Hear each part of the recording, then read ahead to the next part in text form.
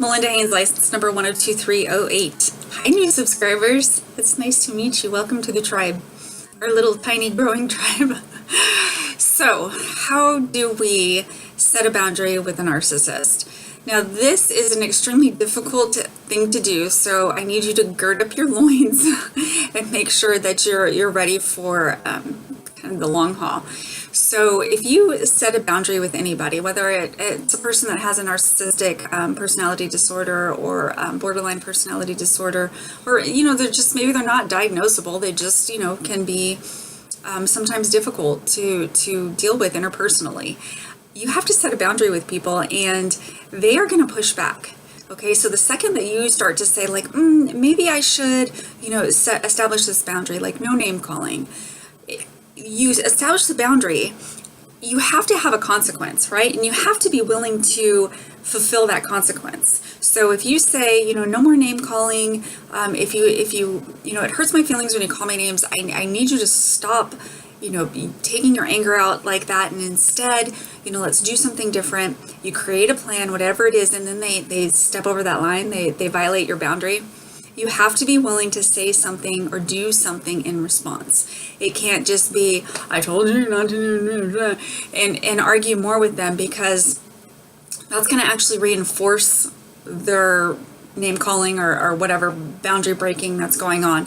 They're going to do it more because you're not fulfilling your obligation of establishing that boundary, maintaining the boundary, and then following through when your boundary is violated. So when you establish your boundary, remember that you're going to get that pushback. Okay, you're going to get the pushback. They're going to be like, this isn't how it's supposed to be. Like, I'm supposed to, get my way with this, or I call you names and you take it. Whatever it is, they're going to push back a little bit harder to test you and see if you're really serious about that boundary. And you've got to be willing to not get mad and like push back and like cause more, chaos and drama with the relationship, but instead say, well, I've got to separate myself from this situation now. And so you step back. It might be that you walk to a different room. It might be that you go to a different house. It might be that you just separate yourself from the interaction. Sometimes it's on Facebook or through text messages. And you can just simply say something like, well, I've got to bow out of this gracefully. I will talk to you later. And then you just step back. But that's hard to do. So we have to take that in steps. So the first one is to practice stepping back emotionally. Okay, so you're practicing, your healthy coping skills, you're practicing your self-care, you're doing things to kind of be strong emotionally so that you can step back.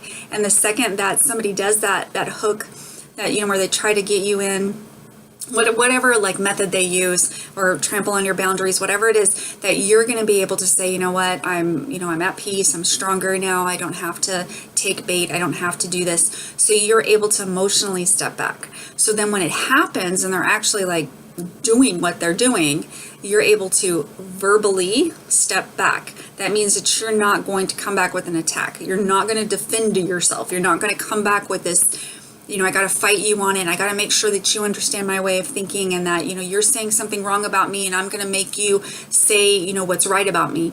It's not that. You're stepping back verbally from engaging with them. So you step back emotionally, you step back verbally, and then you're going to step back physically. You're going to remove yourself from the situation, any means that you can to separate yourself physically and get that physical distance. And that helps to say something about the boundary. It helps to say, you know what, I am not going to tolerate this behavior anymore. If you choose to carry on in this behavior, that's fine. You do you. We all need to do our own thing, but I'm going to remove myself from the situation. So when we take it in smaller steps, boundary setting doesn't have to be so intimidating, and it doesn't seem so overwhelming. It doesn't seem like, I tried to set a boundary and they just won't listen. They won't take my boundary. No, we have to actually teach them a new boundary, and we do it in steps, and we do it in stages, and we do it, through a growth process of learning how to have those healthy boundaries, how to respond when somebody violates our boundaries, and it's piece by piece. It starts with your emotions, goes to the verbal interaction, and then it goes to the physical space that you may need.